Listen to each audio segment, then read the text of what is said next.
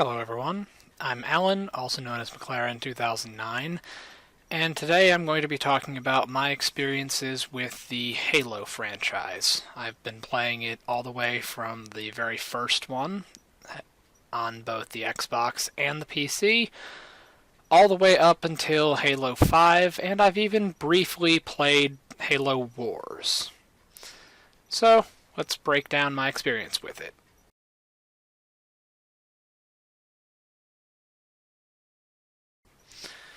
Halo 1 was quite possibly the reason that I got my Xbox in the first place. I seen the very first ads for it, I want to say in Game Informer or something like that, and I thought it seemed like the greatest thing ever.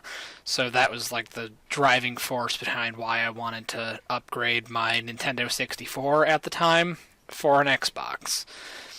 Now, I really liked the story starting out, like humans versus aliens, whole science fiction thing, battling through space.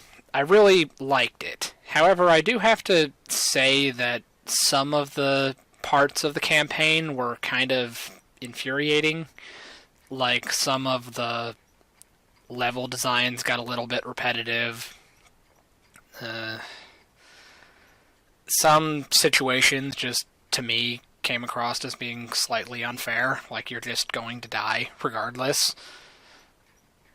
Like, for the entire franchise as a whole, I've absolutely hated fighting the Flood, but in Halo 1, that was like my absolute least favorite thing to fight with.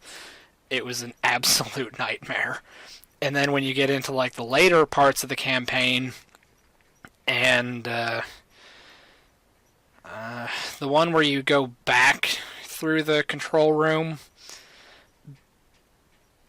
it seemed like every time you come into a new area, you'd have like 4 guys shooting rockets at you, even on like normal difficulty, so you would just like die instantly, and I absolutely hated that. I was just sitting there like, oh, this sucks. I can't deal with this. I did finally end up beating it, but nevertheless, it didn't start out too good. But basically all the level progression, I thought it was really cool. Just it kind of got annoying that some of the things repeated, but all in all, it was a lot of fun. I've actually played through it recently with the Master Chief Collection. It's ultimately been a really fun series that I've really enjoyed. Now, the area that it kind of stood out for me, or at least the game in general stood out for me, was actually multiplayer. Now, on the Xbox, it was cool because we could take like everybody together in one, like get 4 people on like one Xbox.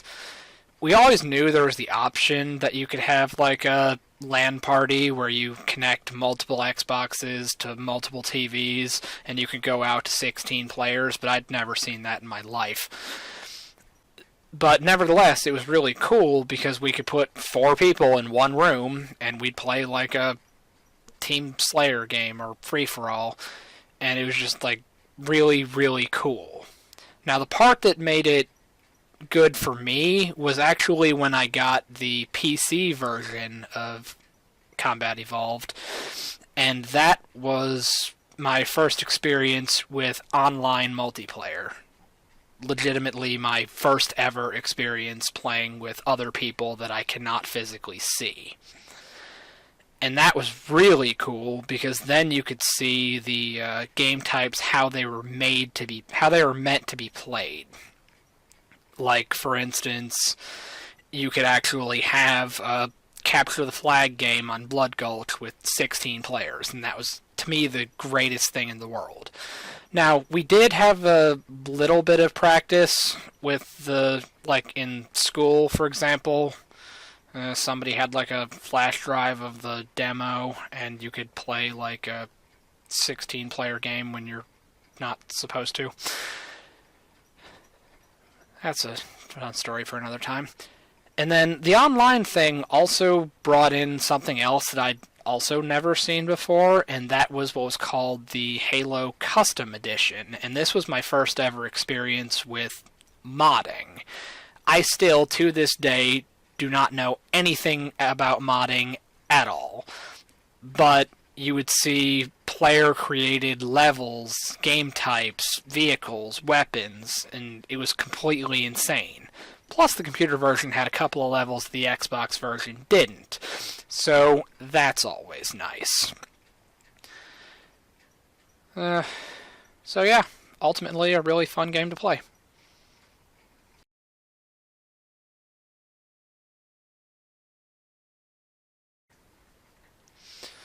Halo 2 was quite possibly my favorite game out of the entire franchise.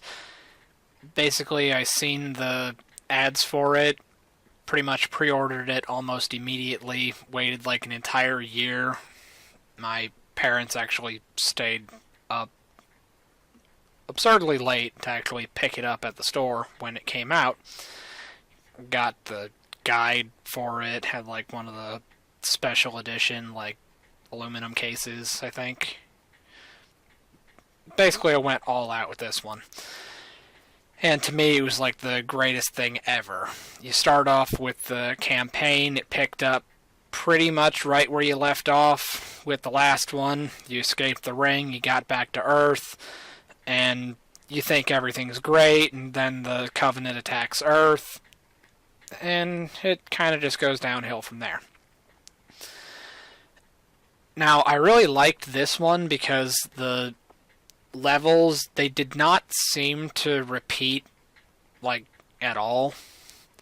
There are a couple of things later on, like one mission that I'm drawing a blank as to what it was called, but basically there's a lot of jumping through tubes trying to fight the Flood and take over.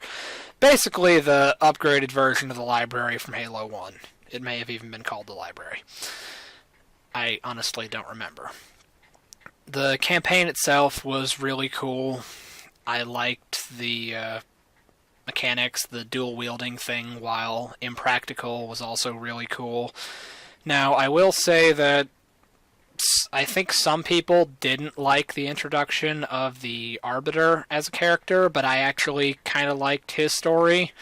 My only dislike of that is I am not a big fan of the Covenant weapons in general, like the plasma rifle, plasma pistol, those things, the Needler. I don't use them intentionally if I have a choice. The Carbon was pretty cool, but at the same time, I wasn't a big fan of their weapon set. So every one of his missions was kind of annoying for me, and that's a bit of a problem. Now, with multiplayer, this game was really cool for me because this was Xbox Live. The first game I ever seen that required an online subscription. So now you get to play with people all around the world, and this was a completely new experience for me. It also introduced a couple of game types I'd never heard of, like some people created like the SWAT game type. They made the first iteration of zombies. There was a lot of stuff in Halo 2. Plus, I really liked the levels. I liked the fact that they kept some of the older ones from like Halo 1, but they upgraded them. Like, for instance, take Blood Gulch from Halo Combat Evolved and turn that into Coagulation in Halo 2, where you have the same bunker, but now the bunker has a basement that functions as a Banshee hangar. And that whole thing ended up being really cool for me. I really enjoyed playing that one.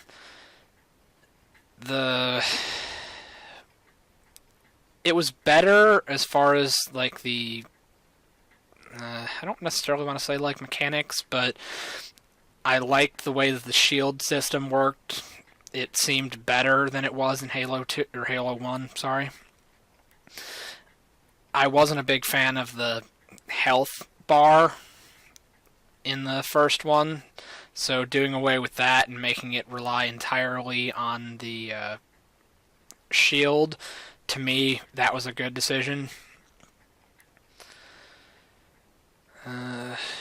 Plus, the other thing that I thought was really cool was just something as simple as creating player icons. You have like that little icon and a 3-digit tag that allows you to tell who your friends are, and not just have the little green arrow saying, hey, you have an ally over here. Now you have a physical representation of specifically what player is over there. So that changed everything for me.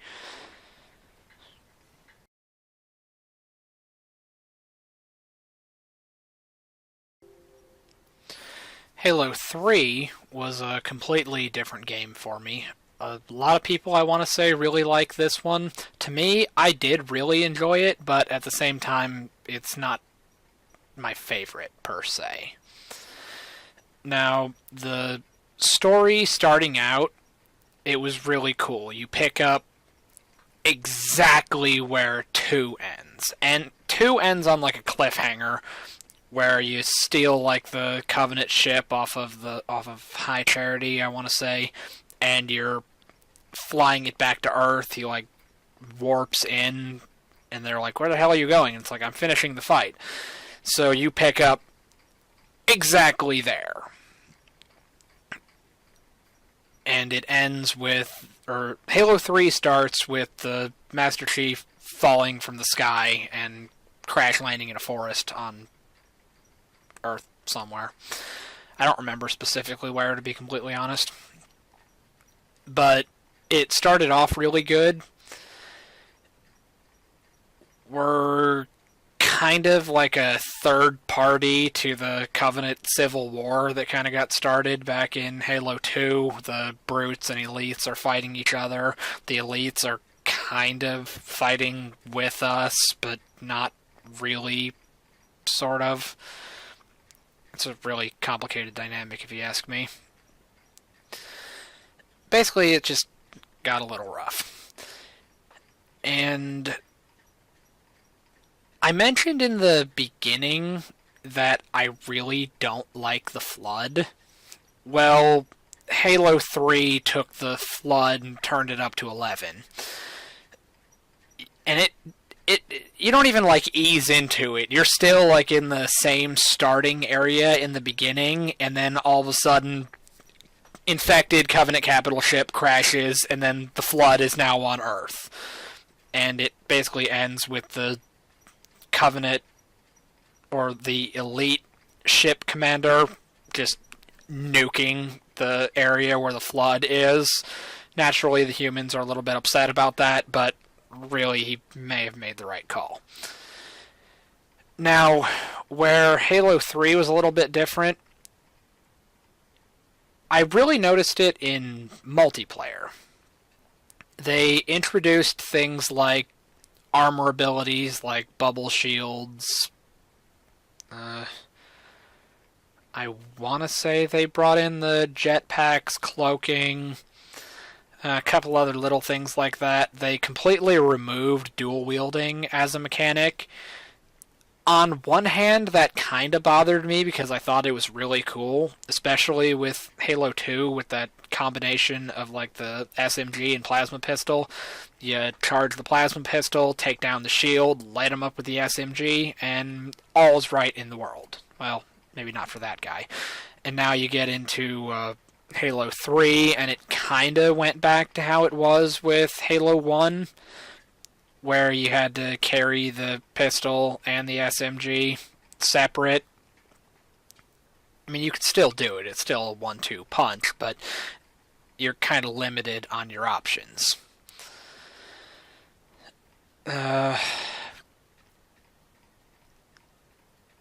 Basically, a couple of really cool things for it. I really liked the forge mechanic. That got introduced, and that opened up a another world of possibilities. Now, you couldn't really do anything crazy, like completely change the level. There was like one or two introduced a little bit later with DLC that you could move like bigger blocks and stuff like that, but you could take an existing level and then change around like the spawn points, put in boxes, weapons, decorations. Basically, you could just change how a level functions, and that just changed everything. They also introduced the firefight mode with the ODST expansion, and that created like the Halo equivalent of a horde mode. Those were really popular at one point. Basically, I really liked Halo 3, and it was fun to be able to play the campaign with more people in multiplayer co-op over Xbox Live. And that's how we got like the skulls and things.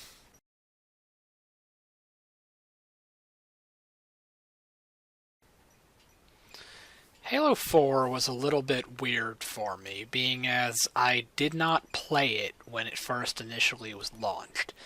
It came out kind of on the trail end of the Xbox 360, and at the time I had no real desire to play it.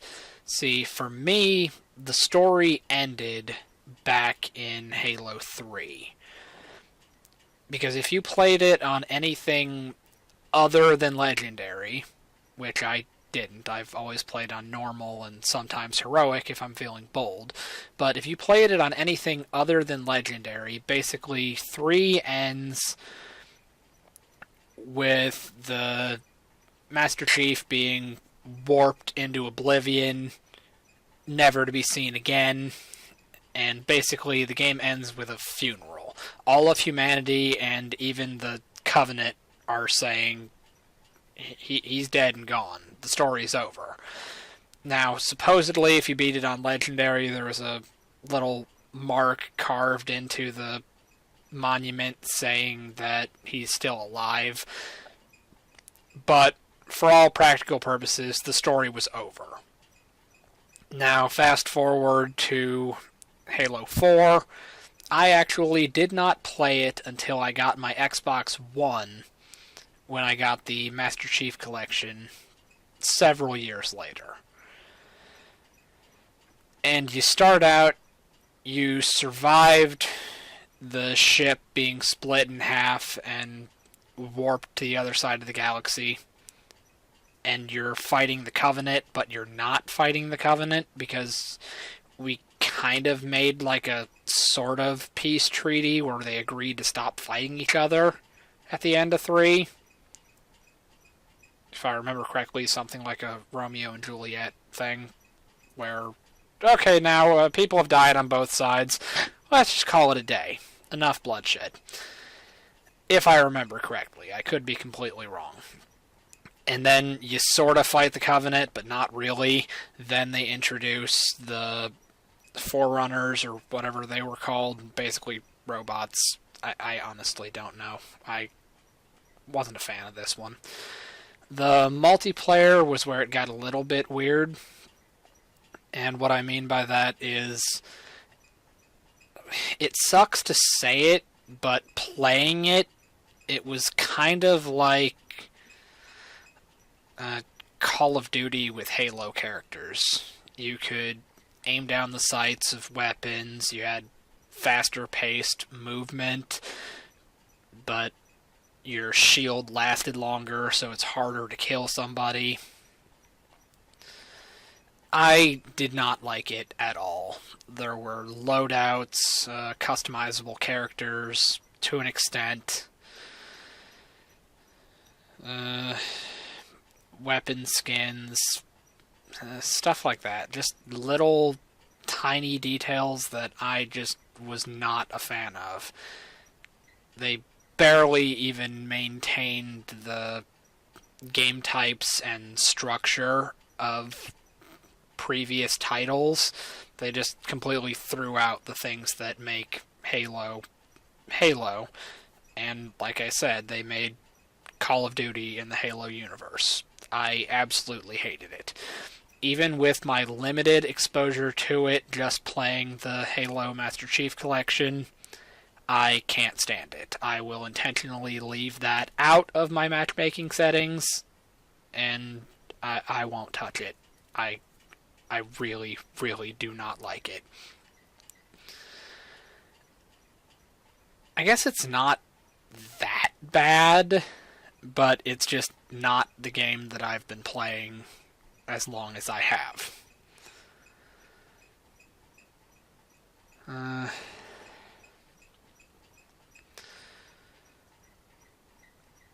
The story was alright. Multiplayer was just okay.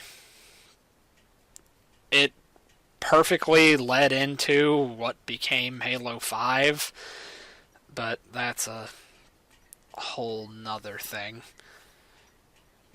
Basically, with 4, I kind of lost hope for the series as a whole, and that kind of sucks to say, to be honest.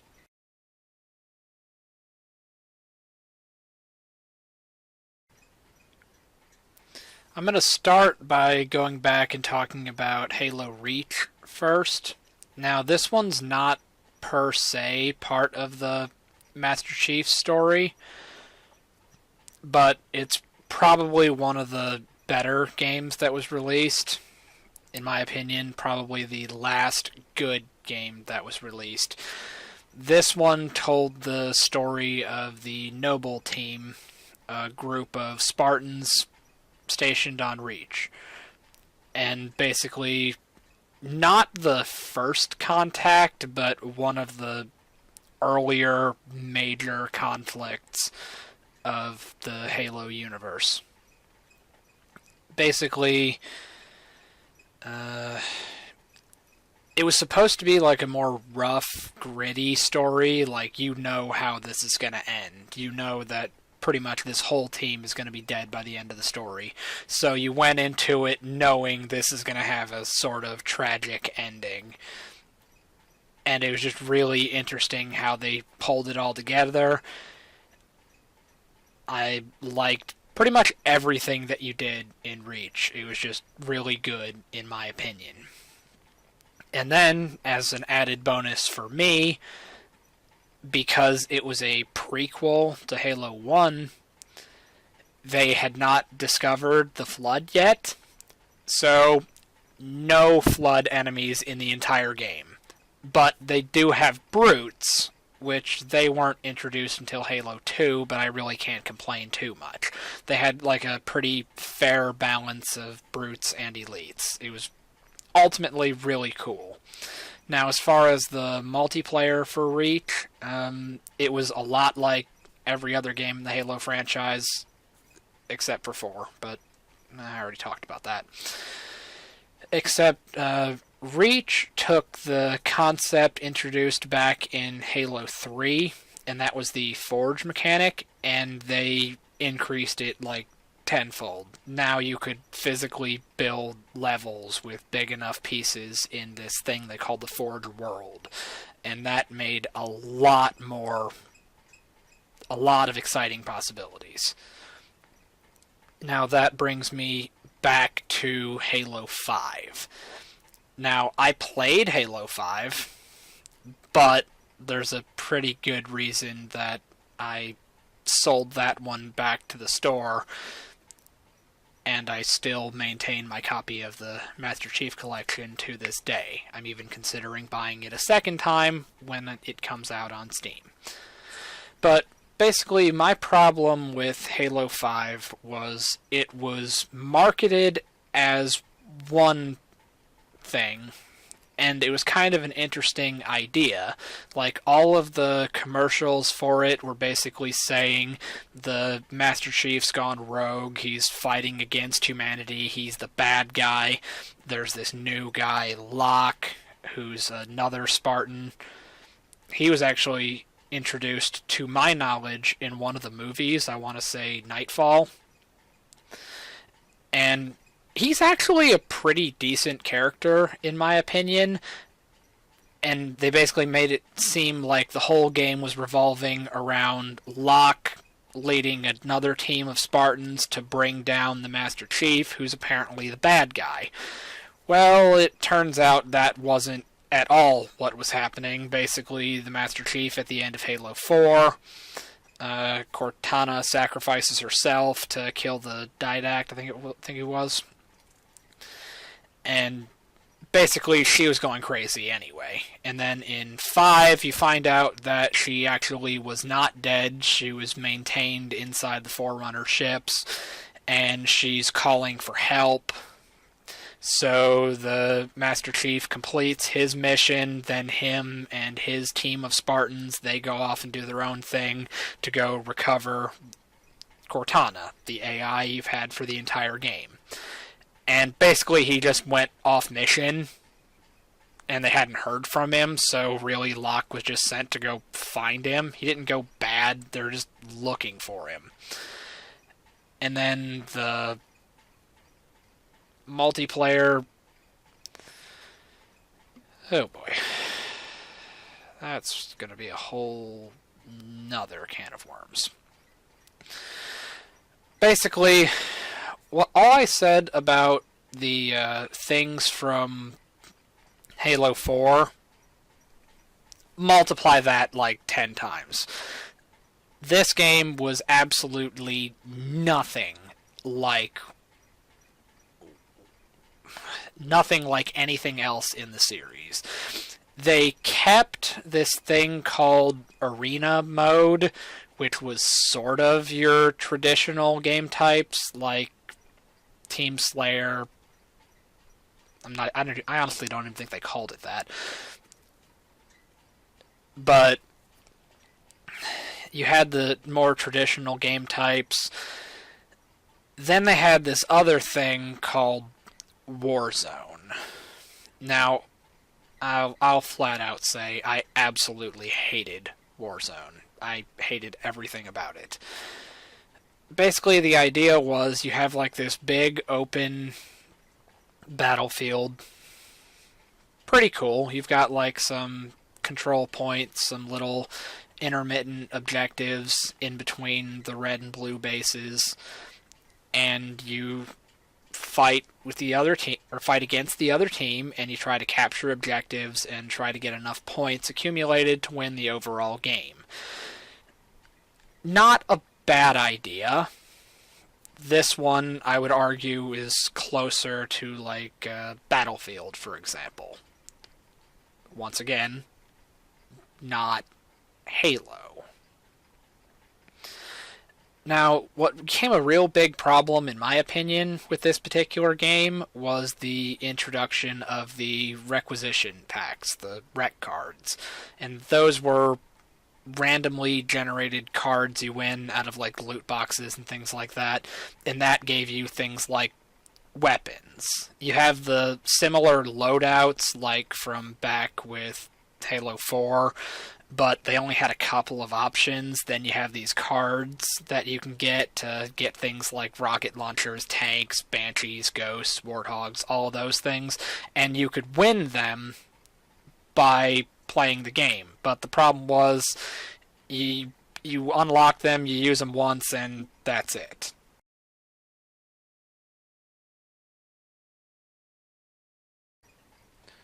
In conclusion, I've been a long-running fan of the series. It's probably one of the few games I've played like the entire time I've been playing video games, and I actually have legitimately played every game up to this point. But I've got to say, my experience with 5 does not bode well for the future.